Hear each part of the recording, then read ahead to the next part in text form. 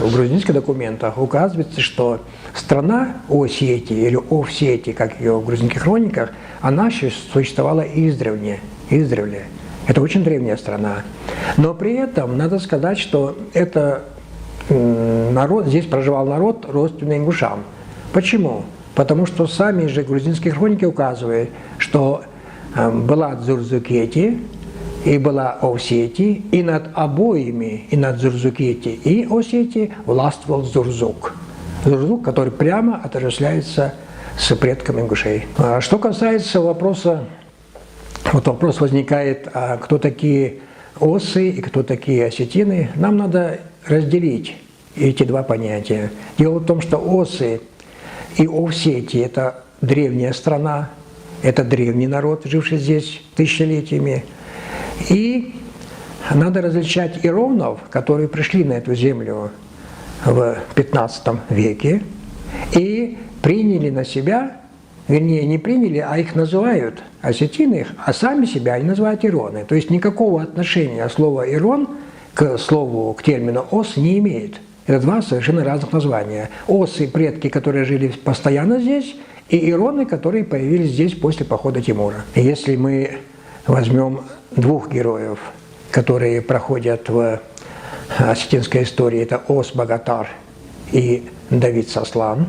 Вот если мы возьмем оба этих героя, они, соответственно, жили до XIV века, разумеется, а мы говорим, что ироны пришли на эту землю в XV веке, вот, после похода Тимура, то получается, как же так тогда? Как же они могут являться героями новых поселенцев? А оказалось, если мы проанализируем, что Ос Богатар состоит из сложного составного имени Ос и Богатар. А Давид Сослан тоже состоит из двух имен – Давид и Сослан, что не характерно для осетинской традиции называть человека двойным именем, совершенно разными именами. Мы можем понимать, когда речь идет, там, скажем, Иван, там, Иванушка, это понятно. Но когда речь идет, там, Ос одно имя, Богатар совсем другое имя, Давид одно, Сослан другое.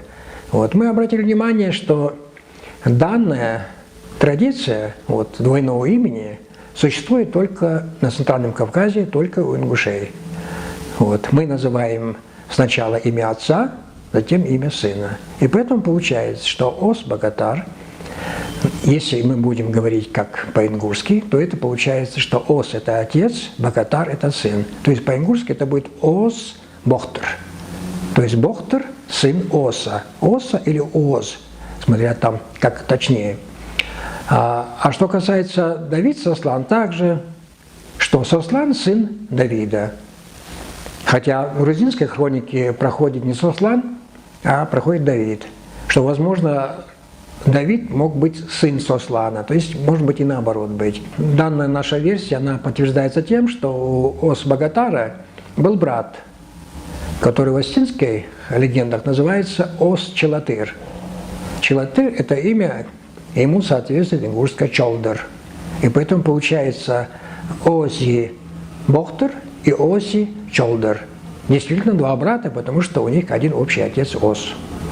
Асинское ущелье, которое давал название древнейших ингушских племен, которые назывались Яса, Аса, это от реки, от горной реки Аса. Отсюда идет и грузинское название Овси для осетин.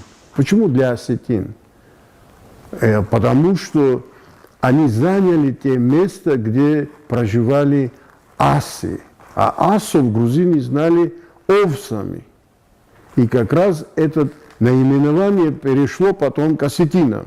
Осетины за себя не называют оси, или овси, или опси, как мигрели называют осетинам. То есть овси, оси и опси, отсюда абхазское авапс, это грузинско-мигрельское название тех асов, которые проживали от Асинского ущелья до Двалетии.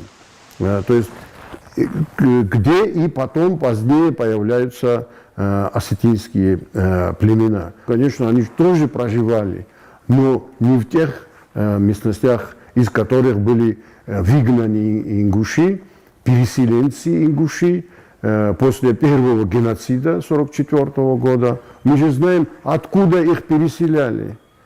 Их же переселяли с Владикавказа, Пригородного района, с Джейраха, Чми, Тарьяльского ущелья, где с древнейших времен они проживают, и грузинская летопись носит для них не одно только название, но и название Дурдзуков. Это тоже ингуши, которые там проживали, и название конечно, берется от ингушского источника.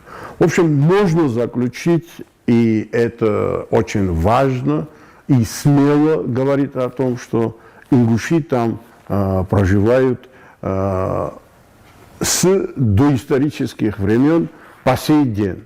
То, что случилось перед нашими глазами, этот факт не требует даже комментария, потому что мы знаем указы, архивные, все детали, как были они выселены и как они не возвращались туда, где они проживали.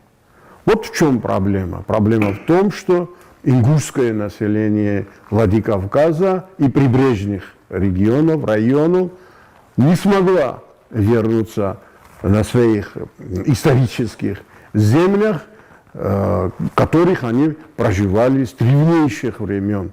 И проживали до 1092 года. А после